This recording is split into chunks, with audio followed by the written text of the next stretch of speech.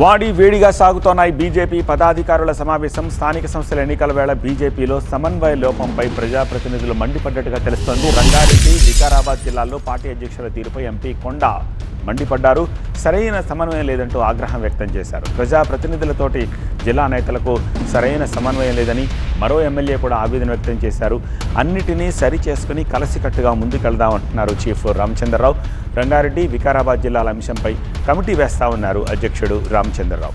ఈ నెల 8న స్థానిక సంస్థల ఎన్నికలపై బీజేపీ రాష్ట్ర స్థాయి విస్తృత సమావేశం ఏర్పాటు చేయాలని నిర్ణయం తీసుకున్నారు. ఎంపీలు, ఎమ్మెల్యేలు, ఎమ్మెల్సీలు, జిల్లా అధ్యక్షులు, కీలక నేతలతోటి ఈ భేటీ జరిగింది. సరైన నేతలకే ఇన్ఛార్జి బాధ్యతలు ఇవ్వాలని ఎంపీ డీకే అరుణ సైతం అన్నారు. జిల్లాకి అధ్యక్షుడు, ఇన్ఛార్జి పరిశీలకుడితోటి ఒక త్రిసభ్య కమిటీ వేయాలంటున్నారు.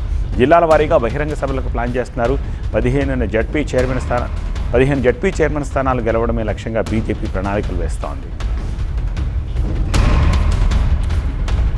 మరింత సమాచారం మా ప్రతినిధి విద్యాసాగర్ అందిస్తారు. విద్యాసాగర్, ఇంకా జరుగుతోందా సమావేశం? కంప్లీట్ అయ్యిందా? కొంచెం అన్ఈవెన్ ఇన్సిడెంట్స్ ఏవో జరిగినట్టుగా కనిపిస్తోంది. సో అంతర్గతంగా ఏం జరుగుతోంది లోపల?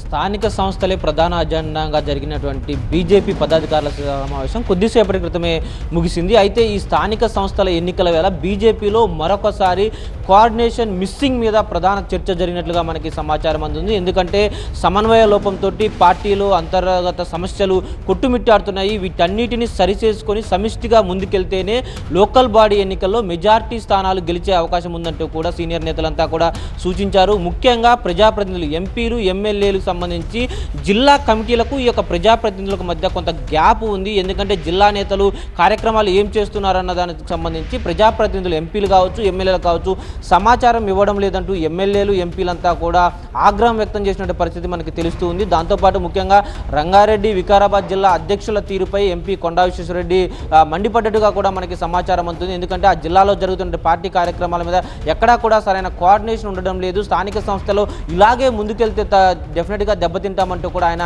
హెచ్చరించినట్లుగా మనకి సమాచారం అందుతుంది. దాంతోపాటు స్థానిక సంస్థల ఎన్నికల వేళ ముఖ్యంగా ఎవరైతే ముగ్గురు సభ్యులతోటి, సభ్యులతోటి జిల్లాకు ఒక కమిటీని ఏర్పాటు చేయాలని, దాంట్లో ఒక ఇన్ఛార్జు, అదేవిధంగా ఒక అబ్జర్వర్తో పాటు జిల్లా అధ్యక్షుడు కీలకంగా ఉంటారు. వారే ఇప్పటికే దానికి సంబంధించి అభ్యర్థుల జాబితాకు సంబంధించి ముగ్గురు పేర్లతోటి కూడా ఒక లిస్టును ఇప్పటికే రాష్ట్ర నాయకత్వానికి అందించినట్లుగా సమాచారం అందుతుంది. ముఖ్యంగా కోఆర్డినేషన్ గ్యాప్స్ ఎక్కడైతే ఉన్నాయో వాటన్నింటినీ ఫిల్ చేసుకొని ముందుకు వెళ్ళాలి, లేదంటే డెఫినెట్గా పార్టీ ఇబ్బందులు పడుతుంది. గతంలో కాంగ్రెస్ పార్టీ పని అయిపోయింది అనుకున్న తరుణంలో అనూహ్యంగా కాంగ్రెస్ పార్టీ రాష్ట్రంలో అధికారంలోకి వచ్చింది. ఇప్పుడు కూడా బీఆర్ఎస్ పార్టీ పని అయిపోయింది అనుకున్న తరుణంలో అయినా ఆ అడ్వాంటేజ్ని బీజేపీ ఎందుకు తీసుకోలేకపోతుంది?